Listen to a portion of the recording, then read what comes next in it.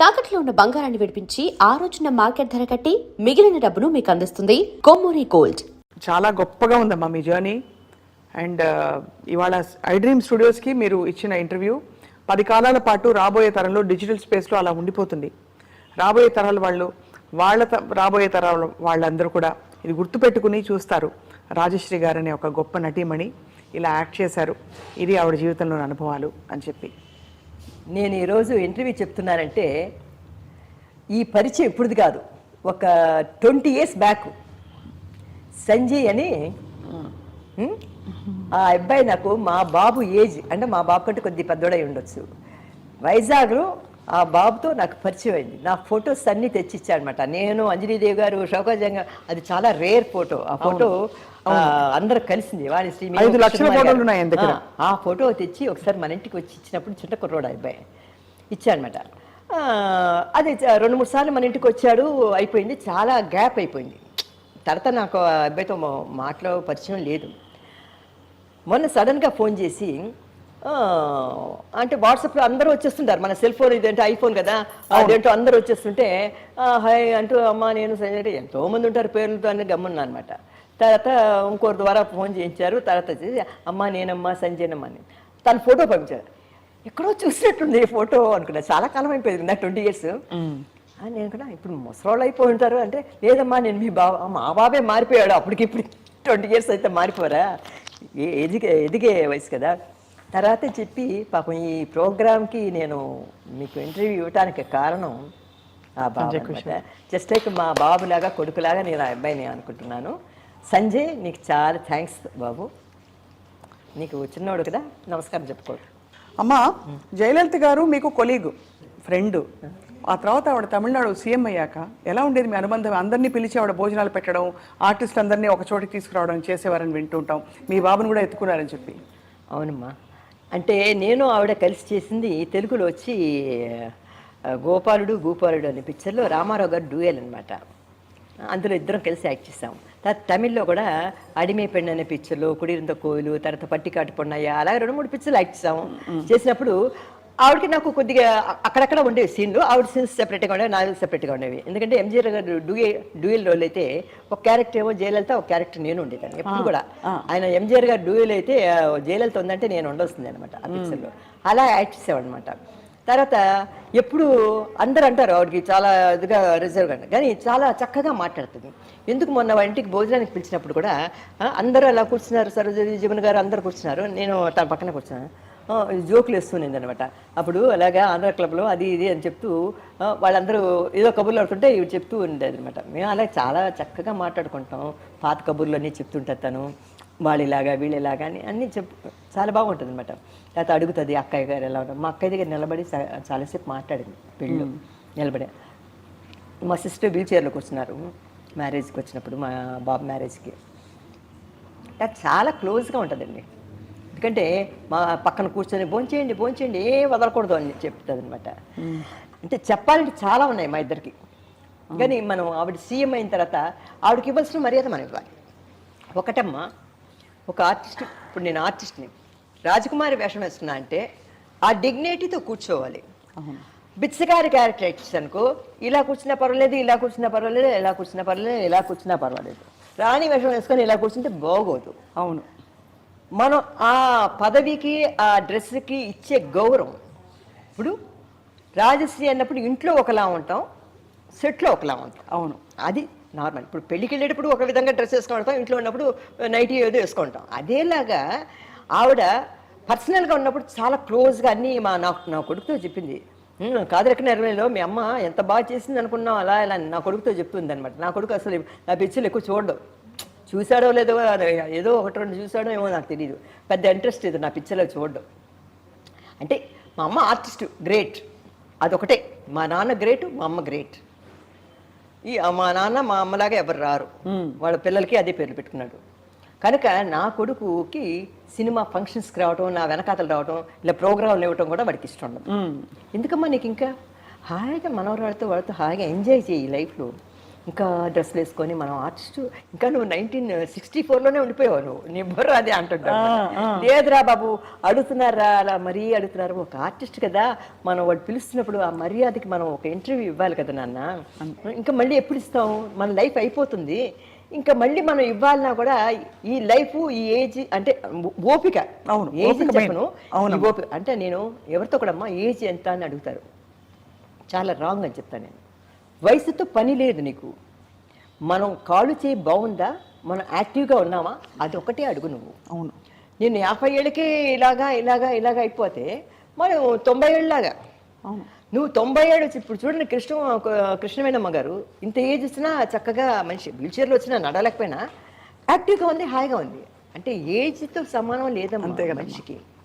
నువ్వు చిన్న వయసులోనే నువ్వు కుంటుతూ ఇలా ఎలాడిపోతే అది వేరే. మన ఓపిక ఉన్నంత వరకు మన ఏజ్ తక్కువే. చాలామంది అడుగుతారు మీ ఏజ్ చెప్పండి ఎంత అని. 100 ఏళ్ళు నీకేమైనా నష్టమా, నీకేమైనా కష్టమా, నాకు 100 సంవత్సరాలు అయ్యా, ఏం చేస్తావు నువ్వు, పోనీ 16 ఏళ్ళు 60 ఏళ్ళు అనుకో, 50 ఏళ్ళు అనుకో, ఏమైనా పెళ్లి కావాలా, పిల్లలు కనాలా, లేదు కదా, ఎందుకు నా వయసు, నేను లైఫ్లో సెటిల్ అయిపోయాను, హాయిగా ఉన్నాను అంతే, అదే మా వయసు. ఇప్పుడు మమ్మల్ని చూసి నేర్చుకోవాల్సింది ఏంటంటే, ఇంత వయసు వచ్చినా వీళ్ళు ఇలా యాక్టివ్గా ఉన్నారు, ఇలా ఇంటర్వ్యూలు ఇస్తున్నారు, ఇంత ఓపిక్గా చీరలు కట్టుకొని కూర్చున్నారంటే అది చూసి నేర్చుకోండి మీరు తప్పకుండా. అంతేగాని వాళ్ళ వయసు ఎంత వయసు తేడా లేదు, నువ్వు మా వయసు వచ్చేదాకా కూడా నువ్వు యాక్టివ్గా ఉండు, అంతే కదమ్మా. అదే నేను చెప్తాను. ఈ కాలం పిల్లలు చిన్న వయసులోనే ఇలా ఏలాడిపోతున్నారు, 2-3 పిక్చర్లు యాక్ట్ చేసేసరికి ఇలా అయిపోతున్నారు. ఎన్ని పిక్చర్లు చిన్న పుట్టిన దగ్గర నుంచి పెళ్ళి అయిన దాకా సినిమాలు యాక్ట్ చేస్తూనే. ఈ కాలం తరం హీరోయిన్లు ఎవరమ్మా మీకు పరిచయం, అంటే తెలిసిన వాళ్ళు? అందరమ్మా, అందరు పరిచయం. అందరూ నాకు ఫోన్ 2 రోజులకు ఒకసారి, అంటే చెప్పకూడదు, అంటే నాకు హైదరాబాద్ నుంచి వచ్చి జిమ్ర గారు కాంటాక్ట్లో ఉంటారు ఎప్పుడు కూడా. నేను చేయకపోతే రాజీ ఏం ఫోన్ చేయలేదని అడుగుతాడు ఆవిడ. సరోజాదేవి చెన్నైకి వస్తుంది, చెన్నైలో వెళ్ళింది, బయలుదేరుతున్నప్పుడే చెప్పేస్తుంది నువ్వు ఖాళీగా ఉండు నేను వస్తున్నాను. సరోజాదేవి, షౌకా జానకి అమ్మ, ఆవిడ భలే ఒకరోజు ఇక్కడికి వచ్చి వంట చేసి పెడతాడు ఎవరు. ఒకరోజు రాజీ మన ఇంటికి వచ్చి భోజనానికండి వెళ్ళాను, బిర్యానీ చేసి పెట్టింది ఆవిడ, ఎంత టేస్ట్గా వండుతుందండి జానకి గారమ్మ. ఇంత వయసు వచ్చిన ఆవిడ అన్నీ చేస్తుంది అన్నమాట పనులు, వంట చేసి ఆవిడ చేతి భోజనం చాలాసార్లు తిన్నాను. ఆవిడ ఇప్పుడు ఆవిడ బర్త్డేకి విష్ చేస్తాను, అప్పుడు ఫోన్ చేస్తుంది, బోర్ కొడుతుందిరా కృష్ణ లేదు కదా అంటుంటుంది ఆవిడ, ఒంటరిగా అక్కడ ఉంటుంది, ఏదో కాలక్షేపం అది. అప్పుడప్పుడు వాళ్ళు ఫోన్ చేస్తారు, నేను చేయకపోతే ఏం చేయలేదని అడుగుతారు వాళ్ళు. అలాగా బెంగళూరులో భారతి, సరోజాదేవి, జానకమ్మ, తర్వాత చెన్నైలో వచ్చి కాంచన, వాణిశ్రీ రాత్రి కూడా మాట్లాడింది తను, వాణిశ్రీ, తర్వాత శారద, కేఆర్ విజయ, సచ్చు, వెన్నీరాడ నిర్మల, వీళ్ళందరూ ఉన్నారు కొంతమంది ఫ్రెండ్స్. వాళ్ళు ఎప్పుడు కూడా టచ్లో ఉంటున్నాం. ఎక్కడికైనా వెళ్ళాలంటే ముందుగా ఫోన్ చేసుకొని అందరం కలిసి వెళ్తాం, ఏ ఫంక్షన్కి వెళ్ళాలన్నా ఏదైనా పెడితే. అప్పుడప్పుడు గెట్ టుగెదర్ అని మా టైంలో కూడా, మీ టైంలో కాదు మా టైంలో కూడా గెట్ టుగెదర్ అని ఉంది. అబ్బా, మీరంతా ఎంజాయ్ చేస్తారు కదా గెట్ టుగెదర్ అని. మా వయసులో మీ ఎందుకు చేయకూడదు, మా ఏజ్ గ్రూప్ వాళ్ళందరం కలిసి గెట్ టుగెదర్ అని. మా ఇంటికి వైజంతిమాల వచ్చింది ఆవిడ, వైజంతిమాల గారు, వెన్నెరాడ నిర్మల, లత గారు, అందరూ వచ్చి, అందరం షీల మలయాళం ఆర్టిస్ట్, అందరూ తను కూడా చీరలని కంపేర్ చేసుకుని నా చీరేది నీ చీరేది కంపేర్ చేసుకోవడం కాదు, ఓపి నడుస్తున్నావా లేదా, అందరం బాగున్నావా లేదా, ఇది అది ఇది ఆ సంగతులు. ఇప్పుడు చీరలు ఎవడు ఓపికలు లేదు కట్టుకోవడానికి. లత, షీల, అందరూ మేమందరం మీతో కుట్టి పద్మిని, తర్వాత వచ్చిన రోజారమని ఫోన్లో మాట్లాడుతుంటే తను, కుట్టి పద్మిని మాట్లాడుతుంది, అంటే మా తర్వాత వచ్చిన ప్రభ, అందరూ చాలామంది. చాలా గొప్ప స్టేజ్ ఆఫ్ లైఫ్ అమ్మా, ఒక వెలిగి స్టార్ లాగా ఇప్పుడు చక్కగా ఎంజాయ్ చేస్తూ మీకు కావాల్సినట్టు ప్రయాణిస్తూ మీకు కావాల్సినప్పుడు ఇంటర్వ్యూలు ఇస్తూ. మా అదృష్టం ఏంటంటే మీ జీవితంలోని కొన్ని విషయాలు వాళ్ళు తెలుసుకోగలిగాము. ఇంటర్వ్యూలు ఇచ్చే ఓపిక లేదు, ఇవ్వని అనుకుంటాను, ఎందుకంటే చెప్పింది నేను ఇంకా ఇంటర్వ్యూ మా బాబు కూడా ఇష్టం లేదు. ఈ రోడ్లో ఇంతకుముందు చాలా కళకళలాడుతుండేది. చిరంజీవి గారు 3వ ఇంట్లో ఉండేవారు, ఆపోజిట్లో వచ్చి విజయనిర్మల గారు, కృష్ణ, నరేష్ ఉండేవాళ్ళు, ఈ పక్కనేమో సుమలత, తను విజయశాంతి ఉండేవారు. ఇప్పుడు వాళ్ళందరూ అమ్మేశారమ్మా? అందరూ అమ్మేసి అందరూ హైదరాబాద్కి అక్కడికి వెళ్ళిపోయారు కదా, అందరూ ఎవరు లేరు కదా ఇక్కడ, ఎవరూ లేరు. మేము ఒక్కరమే పాత ఇల్లు ఇలా పెట్టుకొని ఇక్కడ ఉన్నాము. ఈ ఇంట్లో చేయి పెడితే రీమోడల్ చేస్తే మనం ఉండాలి. 11 బెడ్రూమ్స్ ఉన్నాయమ్మా ఇక్కడ? కాదు 8 బెడ్రూమ్. 8 బెడ్రూమ్. అంటే కింద మీరు ఎంటర్ చూస్తారా, కింద పెడితే అది ఇంతకుముందు ఒక ఆఫీస్కి కెనరా బ్యాంక్కి హౌస్ లీజ్కి ఇచ్చారు. అక్కడ 2 బెడ్రూమ్స్, ఒక డైనింగ్ హాలు, కిచెను, అన్ని బాత్రూమ్లు అన్నీ ఉన్నాయి కింద. తర్వాత ఇక్కడ వచ్చి అదేమో ఆఫీస్ రూమ్గా ఉండేది నేను వర్క్ చేస్తున్నప్పుడు. ఇది హాలు, టీవీకి ఇవన్నీ పెట్టుకొని ఇక్కడ ఒక బెడ్రూమ్ ఉంది. తర్వాత కిచెను, డైనింగ్ హాలు, అటుపక్క అటాచ్డ్ బాత్రూమ్తో వంట వండేవాడికి రూమ్ అది ఇచ్చేసాం. అది బయట నుంచి దోవా అంది ఉందన్నమాట. ఈ పైన వచ్చి అక్కడ ఒక బెడ్రూమ్, అక్కడ ఒక బెడ్రూమ్, అక్కడ ఒక బెడ్రూమ్, 3 బెడ్రూమ్స్, బాల్కనీస్, బాత్రూమ్స్ అన్నీ.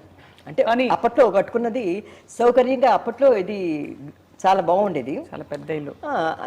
ఇప్పుడు చేయి పెట్టి రీమోడల్ చేయిద్దామా ఏం చేద్దాం, అది పిల్లలకి వాళ్ళ ఇష్టం. ఎందుకంటే ఇంకా మనకి వయసు అయిపోయింది, మనం ఏం చేయపెట్టలేము. వాళ్ళు ఎలా చేసుకుంటే వాళ్ళు చేసుకుంటారండి. రాజేష్ మా షాప్స్ కూడా ఉన్నాయి ఇక్కడ పక్కనే. ఇక్కడ దగ్గరనా? తెలీదా? ఇక్కడ గంగా హోటల్ నుంచి పక్కనంతా, తర్వాత వచ్చి అక్కడ కోడంబాకం, ఉస్మాన్ రోడ్ కార్నర్స్ అంటే పాడుపడిపోయి ఉంటాయి. డిమాలిష్కి కేసు అది విన్ అయ్యాం. అది పడగొట్టేసి కట్టాలన్నమాట. ఇప్పుడు పడగొట్టామంటే ఎవడైనా ఏదైనా వేసేస్తాడని భయపడి అది అలానే ఉంచుతాం. పాడుపడిపోయి ఖాళీగానే ఉన్నాయన్ని. అది కనుక చేయి పెట్టలేదు మేము. నేను చిన్నప్పుడు వచ్చి అంటే టీనేజ్లో కృష్ణ కుచేలా పిక్చర్ యాక్ట్ చేసినప్పుడు టైఫాయిడ్ వచ్చింది నాకు. కృష్ణ కుచేలా అనే పిక్చర్లో కన్నాంబ గారును, సిఎస్ రాంజనేయులు గారును, పద్మనాభ అన్నారు. అంతమందిలో నేను ఒక కూతుని కన్నాంబ గారికి. ఆ టైంలో నాకు టైఫాయిడ్ వచ్చింది. టైఫాయిడ్ వచ్చి బాగా చలి జ్వరం లాగా వచ్చేసింది అనమాట. నైట్ పిల్లలు అందరం పడుకొని ఉంటాం. పడుకుంటే బాడీ ఎగురుతుంది అనమాట. కన్నాంబ గారు చేసి ఏంటి, నేనంటే చాలా ఇష్టం కన్నాంబ గారికి, చాలా ప్రేమ అనమాట ఆవిడకి. అంటే డాక్టర్ దగ్గర తీసుకోండి, జ్వరం వచ్చినట్లుంది అని పంపించి చూస్తే టైఫాయిడ్ నాకు. ఆ టైంలో నేను సేలంలో మోడర్న్ జీస్ అని స్టూడియో ఉంది, పెద్ద స్టూడియో. అవును, సేలంలో ఎంఏవి పిక్చర్స్ ఒక స్టూడియో, పెద్ద స్టూడియో, మోడర్న్ జీస్ అని. అది ఆయన చాలా స్ట్రిక్ట్ అనమాట. ఆయన ఓనర్ వాళ్ళ కొడుకు కూడా ఫారెన్ లేడీని పెళ్లి చేసుకున్నారు, సుందరం అని. ఆ మోడర్న్ డేస్లో వచ్చి అప్పుడు ఒక పిక్చర్, తెలుగు పిక్చర్ తీస్తున్నారు. ఆయిరం తలై వాంగియ అపూర్వ చింతామణి. చింతామణి అని ఒక పిక్చర్, అంటే 1000 తలలు తీసిన చింతామణి అని ఒక పిక్చర్ వచ్చింది కదా, అపూర్వ చింతామణి అని. అవును, ఒక్కొక్క తల తీసేస్తుంది, ఒక్కొక్క సమాధానం చెప్పమంటే. ఆ పిక్చర్లో ఒక్కొక్క ఊర్లో ఒక్కొక్క రాజకుమారి ఉంటుంది అనమాట. ఈ హీరో వచ్చి క్వశ్చన్స్ అడుగుతాడు అనమాట. ఫలానా ఇది వాడు ఏమయ్యాడు అనేసరికి వీడిని జైల్లో పెట్టించేస్తుంటుంది. కాంతారావుగా ఫస్ట్ వచ్చి జగ్గయ్య గారిని వేశారు. వేసినప్పుడు ముక్కాల వరకు సినిమా అయిపోయింది, చాలా వరకు సినిమా అయిపోయింది. అందులో నాది ఒక సెపరేట్ సాంగు, తర్వాత హీరోతో డైలాగ్స్ ఉన్నాయన్నమాట. ఆ సాంగు అప్పుడే ఫ్రెష్గా ఉన్న నాకు ఒక 15-16 ఇయర్స్ ఉంటాయి. బొగ్గలు గిగ్గలు అని ఉండేదాన్ని. సినిమా ప్రివ్యూ చూసి తర్వాత జగ్గయ్య గారిని తీసేసి కాంతారావు గారిని పెట్టారు. అంటే ఏదో వాళ్ళకి ఏదో గొడవలు వచ్చి జగ్గయ్య గారిని తీసి కాంతారావు గారిని షూటింగ్ రీషూట్ చేస్తున్నప్పుడు నేను జగ్గయ్య గారితో మాట్లాడిన డైలాగ్స్ చూసి కాంతారావు గారితో మాట్లాడాలి. వాళ్ళు చాలా స్ట్రిక్ట్ అనమాట. వాళ్ళ స్టూడియోలో ఎలా అంటే సెట్లో ఆయన ఒక్కడికే చైర్ ఉంటుంది. ఆయనే డైరెక్టర్, ప్రొడ్యూసరు, స్టూడియో ఓనరు. మిగతా వాళ్ళందరూ షార్ట్ అయిపోయిన తర్వాత బయటికి వెళ్ళి కూర్చోవాలి, సెట్ బయటికి వెళ్ళి కూర్చోవాలి. వాళ్ళ పద్ధతి అది. నేను సాంగ్ చేశాను, చేసిన తర్వాత రీషూట్ వచ్చింది. ఎందుకంటే జగ్గయ్య గారిని తీసి కాంతారావు గారిని వేశారు కదా, రమ్మని ఫోన్ చేశారు. అప్పుడు నేను మంచి టైఫాయిడ్లో ఉన్నాను అనమాట. టైఫాయిడ్ అప్పుడే తగ్గి ఒక ఇదిలాగా సగంలో ఉన్నాను. వాళ్ళు ఫోన్ చేసి అప్పుడు రావాలి షూటింగ్కి, రీషూట్ అన్నారు. మా అక్క అయింది, మేము రాము. అప్పుడు సేలం ట్రైన్లో వెళ్ళేసి అక్కడికి వెళ్ళి వాళ్ళు ఇచ్చిన రూమ్లోనే ఉండాలి, వాళ్ళు ఇచ్చిన దీంట్లో ఉండాలి. చాలా స్ట్రిక్ట్ అనమాట ఆ స్టూడియోలో. మగవాళ్ళ మేకప్ రూమ్కి ఆడవాళ్ళ వెళ్ళకూడదు, ఆడవాళ్ళ మేకప్ రూమ్కి మగవాళ్ళు రాకూడదు, హీరోస్ కానీ ఎవరు. అలాగా చాలా కట్టుదిట్టాలి ఆ స్టూడియో. అంటే చాలా మందికి తెలుసు. ఏమైనా మేకప్ తీసేస్తే ఒక ఆర్టిస్ట్, నేను లేడీ ఆర్టిస్ట్ నేను చెప్పను, నా కాల్ షీట్ అయిపోయిందని చెప్పి 9 o'clock అయిపోయిందని మేకప్ తీసేస్తే షార్ట్ అవ్వలేదు, మేకప్ వేసుకొని ఫుల్గా మళ్ళీ చేసుకొని రా అన్నాడంట. ఈవిడందంట నేను రానంటే గేట్లు మూసేయండి, పెద్ద గేట్లని అన్నంట. పెద్ద గేట్లు మూసారు, మోడర్న్ చేస్తారు అనమాట. అది మూసేస్తే మేకప్ వేసుకొని ఈ షార్ట్ వర్క్ చేసి వెళ్ళండి అన్నంట. పెద్ద ఆర్టిస్టే, తెలుగు లేడీ ఆర్టిస్ట్.